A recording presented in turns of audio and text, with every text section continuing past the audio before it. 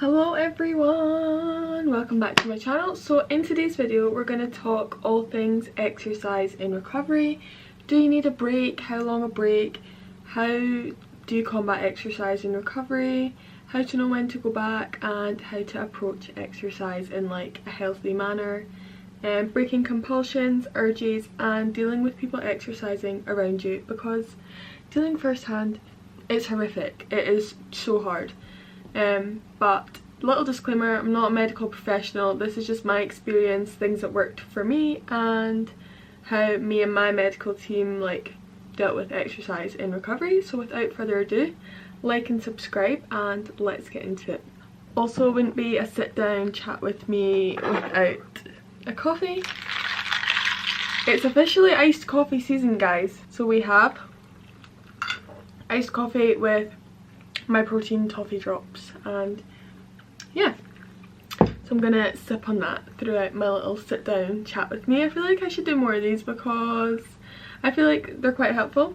A lot of people that have like been through like eating disorders and stuff have quite similar experiences, so it's quite good to like hear someone like talk about their experiences and like things that they did to help them, because things that help me may help you, but again, everyone's recovery journey is different, so things that may help me may not help you, because everyone is so different. It's the same if we all ate and exercised the same, we wouldn't all look the same. So just bear that in mind, to not specifically compare my journey to your own. I've made a little list in my notes of like the most basic questions that people were asking, so without further ado, let's get into them. I'm gonna have a little coffee break and then so good. Love me a nice coffee, so I do.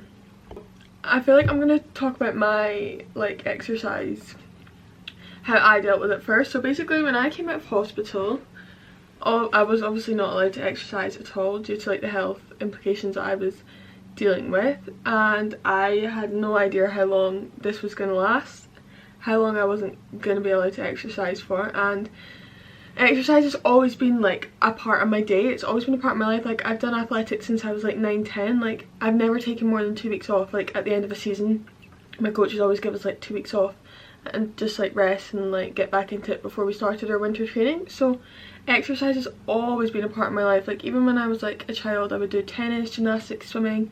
Like, it's just always something I've done, and I've never like obviously had that privilege like stripped of me to be told like you cannot exercise, like the state of your health right now, like there's no way you can exercise. I obviously didn't know how long this was gonna be. It ended up being 5 weeks. I was told no movement, no, literally nothing, which is obviously really hard for me, but I think cutting all exercise and recovery is essential. Yes, 100%. I don't actually think you can recover properly without having a break from exercise. Like, I honestly, it was the best thing. Although it was probably, I would say, the worst 5 weeks of my life, it honestly has completely changed my mindset, the way I look at exercise, how I exercise. Just like everyone who is, if you're recovering from any sort of restrictive eating disorder, exercise addiction, exercise compulsions, you really need to take a break. The first thing I did, so obviously 5 weeks off, one of the first things I did was took my Apple Watch off. I have it back on now. It literally doesn't bother me now, but I would wake up first thing in the morning like stressed out, like how can I fill my rings, like I need to go a walk. My whole day would just revolve around exercise, and like that's just not a way to live. Like, I would get up first thing and be like, right, what exercise am I going to do today? How can I burn like all these calories, blah blah blah. Like, my brain was just so exercise, calories. Like, I don't actually know how. Well, I was miserable living like that, first of all, but just like I had no brain space for anything else apart from like food, exercise, filling my rings. That's another thing I did when I put my watch back on. I put all my rings down to the lowest setting. Like, I think they're all on like, the move rings on like 100, I think. I don't even know what they're set at, because I had them when I was ill. I had them just set far too high that I was just burning myself out every single day to reach this number. For what reason? Like, validation of myself? Like, who are you filling these rings for? Like, it's just, yeah, turn them all off, put them down to 0. And another thing I did when I put my watch back on is I had the exercise rings as like the home screen. I changed it to a clock so I wasn't constantly like seeing how many calories I burned, which helped me quite a lot if you struggle with that. But yeah, definitely take, if you wear a fitness watch and you're having a break, take that off, because that's just going to trigger you seeing, like, I think I was doing like 1,000 steps a day, less than that, when I was having my break, because I couldn't do anything. I couldn't walk, I couldn't exercise. Yeah, so first tip would be to remove any Apple Watches or Garmin's or anything like that. If you have step apps, anything like that, just delete them, get rid of the trigger, out of sight, out of mind. Another common question was, how did you ease back in? So when I started going to the eating disorder clinic, they obviously took my weight and obviously told them like my background, like I'm very sporty, blah blah blah, like I'd love to get back to exercise. And I was allowed to exercise 5 weeks in. We started with I think 2 lots of 20 minutes a week. That was all I was allowed to do, and it was just base weights. I could just do free weights for 20 minutes. At the time I was like, this is such a privilege, like I get to go to the gym for 20 minutes. Like I found that I'd obviously that when my dietitian told me that I was allowed to go back to the gym for 20 minutes twice a week, it was honestly like someone had told me I won the lottery, just because I was so excited to get back in, and like just makes you realise how much like movement is such a privilege. Like you get to work out. Like after all that time, it made me realise like I was just so looking forward to getting back into the gym, feeling strong, moving my body how I wanted. Like that was another thing with the break. It really made me sit and think, like if I were to exercise right now, what would I want to do? And for me that was like CrossFit and running. Like that's what I like enjoy doing, whereas like I don't actually enjoy doing just like strength based weights. But at that time, because that was all I was allowed to do, I saw that as like, this is amazing. Like going back into the gym, it was hard for me because I had to start from like zero. Like because I'd lost so much weight and like strength, and I'd been really ill, I lost a lot of muscle, which was also quite like mentally quite upsetting for me. Like going into the gym, like I used to be one of the top runners in my country, and I could hardly even lift like a 5 kilo dumbbell. Like I had to start from scratch and build up. But I think that was also motivating for me in recovery, to be able to see that like, well, if I keep pushing and keep eating and keep feeling myself, then I'm going to get myself back like up, and if not better, which I have now. Like I'm the fittest and strongest I've ever been. Being like a fitness like influencer or whatever you would call me, I felt this almost like pressure within myself, because I was like, I'm this fitness girl, like I should be able to lift these weights, and I was going in like struggling. Like I lost all my confidence in the gym. Like I would walk in and I would be like I would feel really anxious of myself, that like people were staring at me. Like yeah, really not nice. Lost all my cardio fitness. I couldn't even run. Not that I was allowed to run at that time, but I had no cardio fitness. I was just so weak. But I didn't give up. That was the thing. The first day I walked into the gym, I had all my baggy clothes on. I was all covered up. I went into a corner and I was just lifting. And I wonder if I could insert a video of me in the gym, and you can see in my face I was just so uncomfortable and so nervous. But I saw that as fuel. I was like, right, this is a start. Keep going. Went back I think 3 days later, did the same. I was just doing upper body and like I think some squats with like a dumbbell, and it was honestly, it was amazing. Like it made me feel so good. Another thing why I was allowed to exercise after 5 weeks, because quite a lot of people are like, oh, like that's not enough time, that's not enough time. But you have to find what works for you, and for me, exercise is such a mental release. Like it makes me feel so good. That 5 weeks that I wasn't allowed to exercise, I would genuinely say were the worst, hardest 5 weeks of my life. Like I was miserable. I was crying every single day. I was just, yeah, I was really down, really struggled. So one of the things that, like I spoke about with my eating disorder team, was how much exercise helps me. That's why we incorporated that in like quite early days, and that honestly, when I started exercising, my weight went like up, because I was just so much happier. I was so much more motivated to recover, to get my life back, to be able to see that like food's not the enemy, that like if I eat I can get like strong, like I can have more energy, I can feel more confident in myself and in the gym.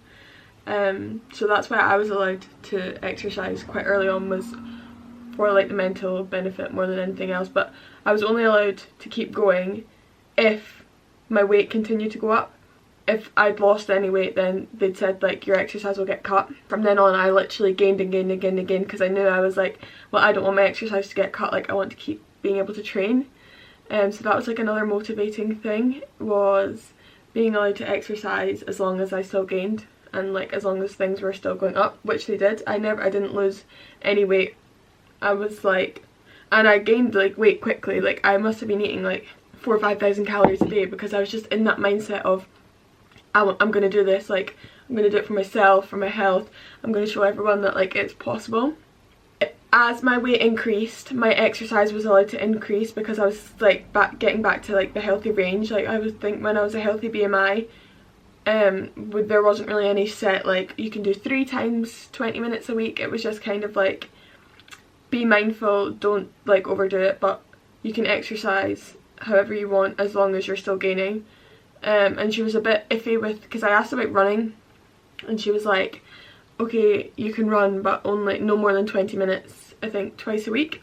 So then I started with that. I started my 20 minutes twice a week, and my times per kilometre I think something like 5.5 to 6 minute, which for me I'm like a 4.5 to 4:40ish split now. So I had to build all that back up because I'd lost all cardio, hadn't obviously run for like 2 months by that point because I'd done like the weight training for like I think a month or so, I want to say. So that was like another factor for me, was getting my running back, and that was like another little goal to like work away and plod away at that to get that better, which I did. So that was like my running things. Biggest change you notice after taking a break? Just like my mindset towards like exercise. Like I just feel like I'm so grateful to be able to like even like partner workouts with mum. Like mum would go away to CrossFit herself and would have to like partner like people that she didn't know because I'd let myself, like I wasn't allowed to exercise and I would have to sit at home because I wasn't allowed to train. Just like things like that, just being like more grateful. And like when I go out for my runs, like I'm able to run like these times that I've never run anywhere close to before. Like, and then I come home and I'm like, right, I need to make food to make sure I'm recovering, like let my muscles, like I just have a completely different like view towards exercise now that I wouldn't have been able to have had if I hadn't taken that big break to really just like, because I think once you're in that mindset, like you wake up, you're like, oh, I need to exercise, like I need to get up, how am I going to exercise today, what steps am I going to do today? It's just like you cannot break that compulsion unless you take a break. Like you have to take a break and you have to be strict with it. Like there was so many times that I was home alone and I was like, if I went a run right now no one would know, or if I went a walk right now no one would know. But then you're doing, like you're recovering for yourself, like you're recovering to improve your quality of life, to decrease like food anxieties. Like you cannot recover by staying the same. I've seen that quote and it's so true. So you do just have to sit with the uncomfortable urge. Like you could be sitting on the couch thinking like, I need to go walk, I need to go walk, I need to go walk, but you just have to sit with that feeling, because the only way to overcome like that compulsion is to challenge that thought. Like that is an eating disorder thought, like I need to move, I need to go walk. Like you don't need to go walk, you don't need to move. Like you just, yeah. And like the way I overcame that, like when you have that urge to move, distract yourself. Like dealing with others moving while you couldn't. Like my mum would go away to the CrossFit class I used to go to with like all my friends. They were all doing it, they were all posting the workouts on their story, and I was sat at home like miserable, like so down, because I was like, I want to be able to do that but I can't. And then I would get like guilt, like oh, like I'm gonna have lost so much muscle, like I'm gonna be so weak. But like how I overcame that, as I said, like everyone is different. Like short-term loss for long-term gain. That's quite a good quote. Like I was like, this is like a temporary thing that like if I keep pushing on recovery then I'll be able to go back. So again, it was like a motivating factor for me. I knew it was only temporary. It's such like a short period of time of your life that like it was more just a thing for me. Like if I don't do this now, like I'm only delaying the recovery process, and the longer the recovery process, the harder it is to fully recover. Anxiety from not exercising. What did you do with the extra free time? So was I back at uni? I think I just started 3rd year, but you have to distract yourself because there's no other way about it. Like if I'm home alone like quite a lot of the day, like most of the day I'm in the house myself, and like that's why it's quite nice for me to exercise sometimes, because then it takes like a chunk out of my day. Like when I go to the CrossFit class, like I see my friends, like we'll chat, like that's like quite a big chunk of my morning. But like when that's cut, like getting ready, putting your outfit on, like making food and all that takes up quite a lot of your day. And like when you come home and you shower, and like it is like a big chunk of your day. So to have that free time, You have to find something to do. Like, I think what I did was, like, if mum was going to CrossFit, I would go in the car and sit in the car just to get out of the house. And I would like watch something. I'd like sit in the gym car park in her car because I had nothing else to do and it just felt good to get out of the house. I went on a lot of drives. Me and my mum would just go for drives. Watched a lot of YouTube. But yeah, my mental health during that time was really not good. I think I was crying like all the time. I still think completely necessary, and only you are holding yourself accountable for it. Like, I so easily could have snuck in walks when I was home alone, or like we have a gym in our garage. I could have easily gone into the garage and done stuff, but I didn't. I said to myself, I need to do this for myself, for my future, for my happiness, like my health. Someone asked, did I lose muscle? Yeah, I literally lost all muscle. I remember that first day, that first 20 minutes, that first day I went into the gym, I had DOMs for like a week because my muscles were so unconditioned. My arms and my legs went away to nothing. I lost like all muscle, all strength. I used to be able to deadlift like 80 kilograms and I was struggling to even like lift the 8 kilogram dumbbell. Did this cause you to gain faster? No. A thing with over exercising is it puts your body in like a state of stress. So your body, it can, if you over exercise, there's science behind this, I'd read about it before, but you can actually make yourself gain weight from over exercising because your body is, I'm gonna search this up. Yeah, exercising too much without resting can lead to low testosterone levels and high levels of cortisol, which is a stress hormone. These hormonal changes are associated with loss of muscle, weight gain and excess belly fat.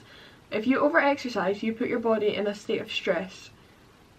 Therefore, when I stopped over-exercising and took this period of rest, my body was just like recuperating, recharging. So it didn't lead to me gaining, like that was like my biggest fear was I'm gonna gain so much weight, I'm gonna gain so much weight.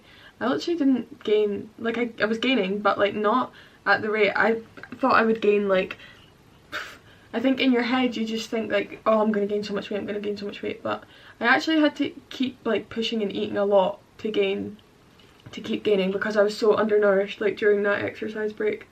But yeah, you don't gain weight as quickly as your brain will try and convince you that you're going to. Someone said, how frequent are your weigh-ins? So I have like one appointment every week, one's with the dietitian, one's with the eating disorder team. So because the dietitian one's just an extra one because I was having like really bad bloating and like side effects, like kind of like IBS side effects. So I was seeing her, I got referred to her. So she actually weighs me, so I get weighed like either once a week or once every 2 weeks. But I think I'll be going to monthly weigh-ins because I don't feel like I need these appointments as much, and like my weight is steadily like increasing at what it should be, which is good. Like I said to mum this morning, I really hope my weight's gone up quite a lot because like I've really pushed my food this week. And then I was just like thinking to myself, I was like, who would have thought I would have ever said something like that? Like, I want my weight to be up a lot this week because I've like really pushed my food. Like me 6 months ago, could you imagine me saying that? If someone said to me like, oh, you're gonna have gained a lot of weight this week, I literally probably would have cried, been so stressed, wanted to, yeah. It's mental just how like your mindset changes, you know? We love weight gain is good. Someone said, did it get easier with time? Can't lie, no.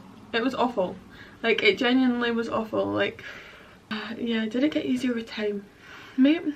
I feel like it was definitely awful, but like as the days went on, obviously like the first week was horrendous, like not exercising, but then like it's like when you challenge off your food, like milk in your coffees. I used to drink black coffee and now have milky coffees and don't think twice about it. Like the more you challenge those thoughts, the easier it does become.